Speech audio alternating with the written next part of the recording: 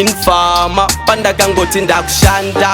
vamwe vakati kudhara madhonga achamera nyanga but zveshuwa ndakupanda ndatenga foshoro nebhara asi munhu wachangotanga nekuti pigs might fly musazodyaje kutikita hwai kuti tadisida pasi tiri gaiga takombedwa zvekudaro usabonde lip kuita dry ndindindindezondoripa bai nekuti pigs to fly musazodyaje kutikita hwai kuti tadisida pasi tiri gaiga takombedwa zvekudaro usabonde lip kuita dry ndindindindezondoripa bai tanekabasa kekumainda kuti ndiripuwa ndo reminder zvekumashure kandichariwinda namanjadeka nakaremenda life ndada kuimenda ndakuda kusota pakabhenda ndakutsvaga yekuspenda pachubu mari ndo iri kutrenda nerich life ndakuda kublenda handichade kupretenda mwari vangafunge ndavabhou vane contract vakandiyibatenda mari pamoyo ripasenta kana kangonoka ndoti enta padheni panguponta ndicharenta kana kanonoka ndoti ekta ndakushandisa tarenta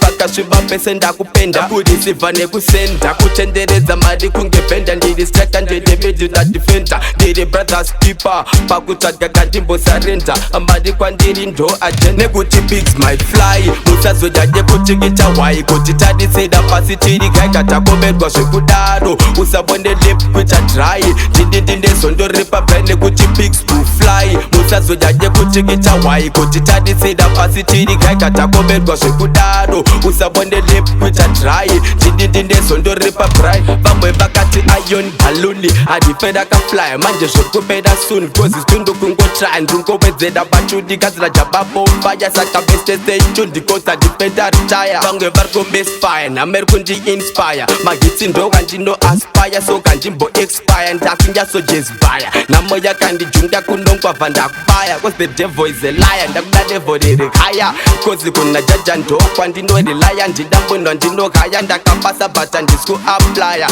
ngoma ndodza ndichasaplya mese muchati yesaya yai nini ndinotemba namesaya gamundiwene ndiri aya naya cause ngoma dzichanaya liriki bhuku rangu ifokwaya saka ndichatoshara kunge kwaya nekuti pigs might fly musazodyaje kutikita hwai kuti tadisida pasi tiri gaiga takombedwa zvekudaro usabonde lip kuita dry ndindindindezondoripa bai nekuti pigs to fly musazodyaje kutikita hwai kuti tadisida pasi tiri gaiga takombedwa zvekudaro usabonde lip kuita dry ndindindindezondoripa bai